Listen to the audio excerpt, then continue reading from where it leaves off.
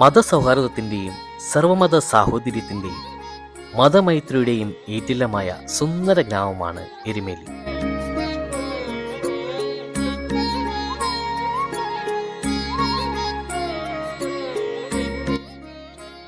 ശബരിമല തീർത്ഥാടന പാതയിലെ പ്രധാന ഇടത്താവളമായ എരുമേലിയിൽ ശബരിമലയിൽ ദർശനം തേടിയെത്തുന്ന ലക്ഷക്കണക്കിന് അയ്യപ്പ ഭക്തർക്ക് ആതിഥേയത്വം വഹിക്കുന്ന പുണ്യഭൂമി കൂടിയാണ്.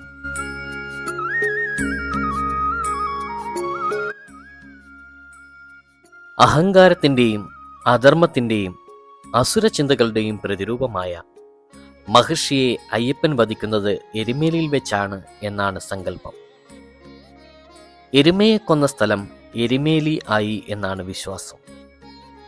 മഹർഷി നിഗ്രഹത്തിന് ശേഷം അയ്യപ്പനും സംഘവും നടത്തിയ ആനന്ദമാണ് പേട്ടതുള്ളലായി പരിണമിച്ചതെന്നാണ് വിശ്വസിക്കുന്നത്. പേട്ട ക്ഷേത്രത്തിൽ നിന്നും ശരീരത്തിൽ വിവിധ വർണ്ണങ്ങൾ വാരിപ്പൂശി പാണനിലയും കിരീടവും ചൂടി ശരം, ഗദ, വാൾ, കത്തി തുടങ്ങിയ ആയുധങ്ങളുടെ പ്രതീകങ്ങളും കയ്യിലേന്തി വാദ്യമേളങ്ങളുടെ അകമ്പടിയോടെ ഭക്തർ വാവരു പള്ളിയിലെത്തി അയ്യപ്പന്റെ സഹോദര തുല്യനും സുഹൃത്തുമായ വാവരുസ്വാമിയെ തൊഴുത് വലിയമ്പലത്തിലേക്ക് പേട്ടതുള്ളിപ്പോകുന്ന അത്ഭുതപൂർണമായ കാഴ്ച എരുമേലിയിൽ കാണുന്ന സാംസ്കാരിക തനിമയാണ്.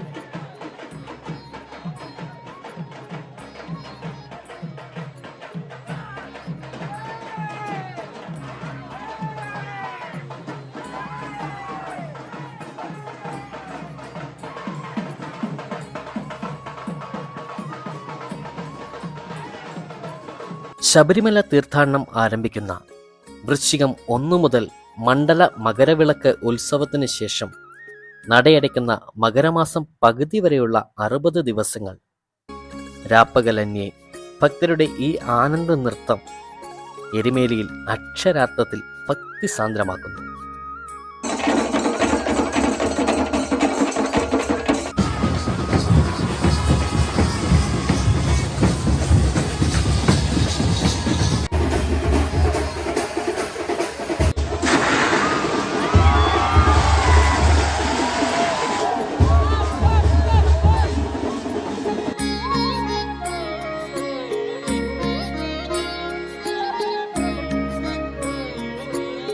ഭക്തരനുഭവിക്കുന്ന ഈ ആനന്ദം ഈ നാട്ടിലെ സകല ജനങ്ങളിലേക്കും പ്രസരിക്കുന്നതോടെ എരുമേലിയിലെത്തുന്ന ലക്ഷക്കണക്കിന് തീർത്ഥാടകരെ ഇരു കൈ നീട്ടി രാപ്പകലന്യെ സ്വാഗതം ചെയ്യുകയാണ് എരുമേലി.